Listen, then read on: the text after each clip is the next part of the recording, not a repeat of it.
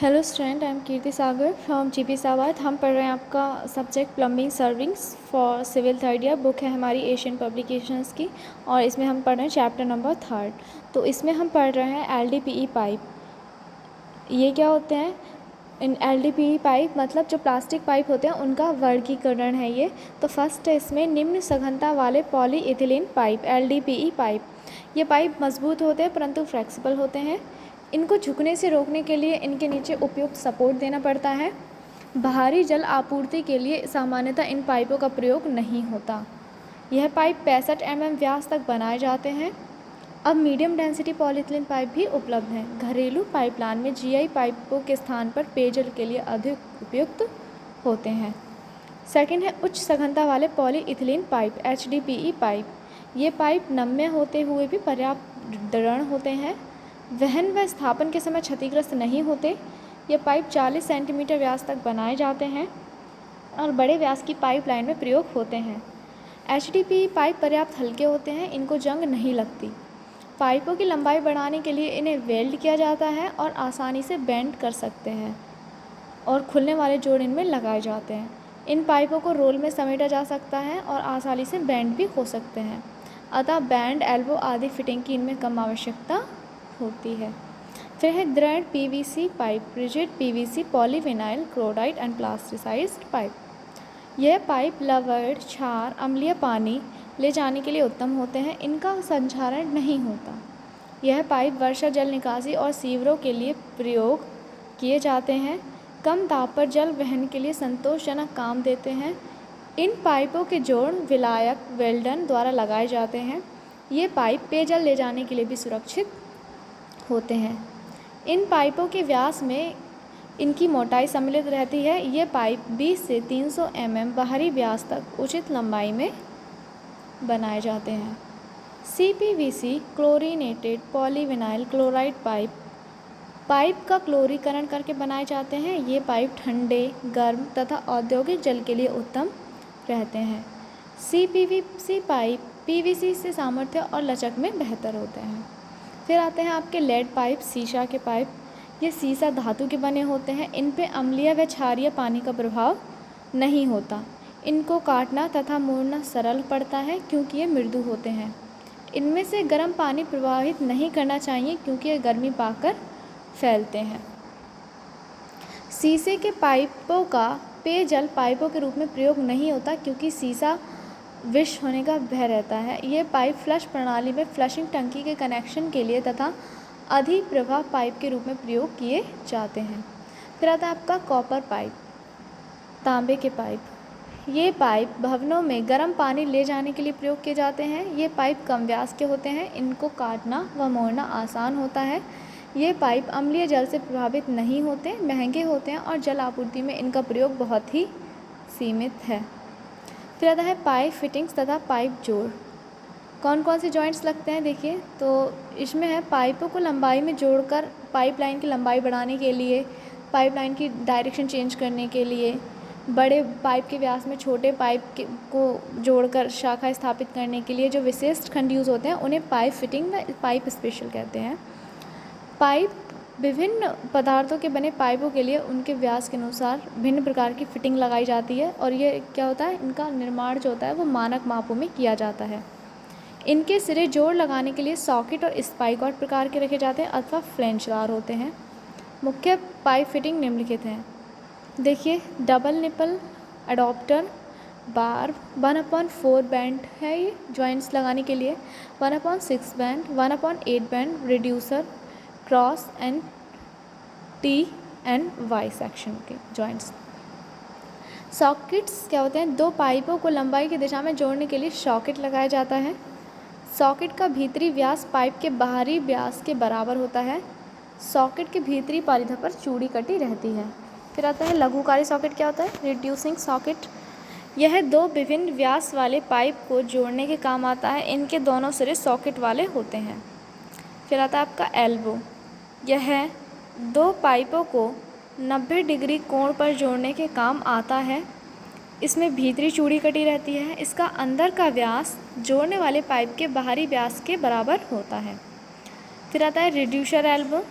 बड़े पाइप की व्यास में से छोटे व्यास की पाइप 90 डिग्री कोण पर जोड़ने के लिए लघुकारी एल्बो या रिड्यूसर एल्बो का यूज़ करते हैं। 90 डिग्री मोड़ या बैंड, ये क्या होता है? 90 डिग्री पर मोड़ा गया पाइप का टुकड़ा होता है। इसके दोनों सिरों के ऊपरी चूड़ी कटी रहती है। इसके दोनों सिरों को दोनों पाइपों में सॉकेटों द्वारा जोड़ दिया जाता है।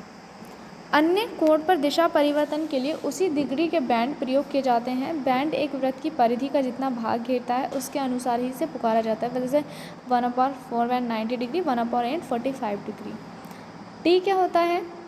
पाइप लाइन में दूसरा पाइप इसके लंबवत जोड़ने के लिए टी को यूज़ किया जाता है। इसके तीनों सिरे समान व्यास के अथवा लंबवत सिरा कम व्यास का हो सकता है। इसके तीनों सिरों पर सॉकेट बने रहते हैं। वाई बैंड होता है, यह मुख्य पाइपलाइन से 60 डिग्री पर दूसरी शाखा लगाने के लिए यूज़ किया जाता है। क्रॉस क्या होता है? जब दो पाइपलाइनें एक दूसरे को 90 डिग्री पर काटती हैं तो उन्हें आपस में जोड़ने के लिए क्रॉस का यूज़ करते हैं। निप्पल, यह पाइप का छोटा टुकड़ा होता है। इसके दोनों सिरों पर बाहरी चूड़ियाँ कटी होती हैं। यह दोनों समान सिरों वाली अथवा लघुकारी प्रकार का होता है। अडॉप्टर, यह दो पाइपों को जिनमें बाहरी और भीतरी चूड़ियाँ कटी होती हैं जोड़ने के काम आता है। इसके एक सिरे पर बाहरी और दूसरे सिरे पर भीतरी चूड़ियाँ कटी होती हैं। बॉर्ब क्या होता है? यह नम्य या फ्लेक्सिबल पाइपों को जोड़ने में काम आती है। इसके सिरे पर मेल चूड़ियाँ कटी होती हैं और दूसरा सिरा बार ट्यूब का होता है। जिस पाइप फिटिंग की बाहरी परिधि पर चूड़ियाँ थ्रेड्स कटी होती हैं उसे मेल थ्रेड्स कहते हैं, और जिस फिटिंग की भीतरी परिधि पर चूड़ियाँ काटी जाती हैं उसे फीमेल थ्रेडिंग कहते हैं। जैसे male union, male elbow, female union, female elbow. फिर आता है पाइप जोड़ एंड इट्स नेसेसिटी। पाइपों को उठाने, रखने, इधर उधर ढोने तथा बिछाने में आसानी रहे, इनको छोटी छोटी लंबाइयों 2 से 6 मीटर में बनाया जाता है। पाइपलाइन की वांछित लंबाई प्राप्त करने के लिए इन इकाइयों को लंबाई की दिशा में सिरे से सिरा मिलाकर जोड़ दिया जाता है। यह जोड़ पाइप जोड़ कहलाते हैं। पाइपों को भूमि पर बिछाकर अथवा खाई में रखकर यह जोड़ लगाए जाते हैं। विभिन्न पदार्थों के पाइपों के लिए अलग अलग प्रकार के जोड़ लगाए जाते हैं। पाइप की दिशा, पाइप में आंतरिक दाब तथा पाइप लाइन के आधार को दृष्टि में रखकर ही उपयुक्त जोड़ का चयन किया जाता है। पाइपलाइन की स्थिति के अनुसार दृढ़ अथवा लचीले जोड़ अपनाए जाते हैं। ध्यान रहे, किसी भी रचना में जोड़ इसका सबसे कमज़ोर भाग माना जाता है, अतः इसकी सामर्थ्य पर उचित ध्यान देना चाहिए।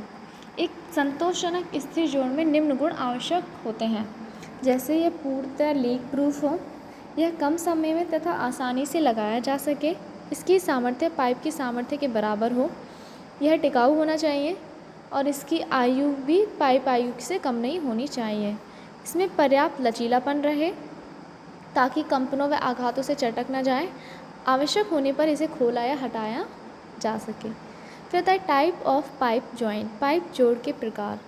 नल पाइपों में प्रयोग होने वाले जोड़ होते हैं वो कौन कौन से होते हैं? फर्स्ट है आपका socket and spigot joint, flange joint, expansion joint, flexible joint, coupling joint and victaulic joint, screwed and socket joint, collar joint and welded joint. First है आपका सॉकेट एंड स्पाइगोट जोड़। देखिए ये क्या होता है, यह अधिकतर ढलवान लोहे के पाइपों को लंबाई में जोड़ने में लगाया जाता है। यह एक दृढ़ तथा स्थायी जोड़ होता है। ढलवा लोहे के पाइप का एक सिरा पाइप के सामान्य व्यास से थोड़ा अधिक बड़ा बनाया जाता है, जिसे सॉकेट एंड कहते हैं, और दूसरा सिरा सामान्य व्यास का ही रहता है, जिसे स्पाइगोट एंड कहते हैं।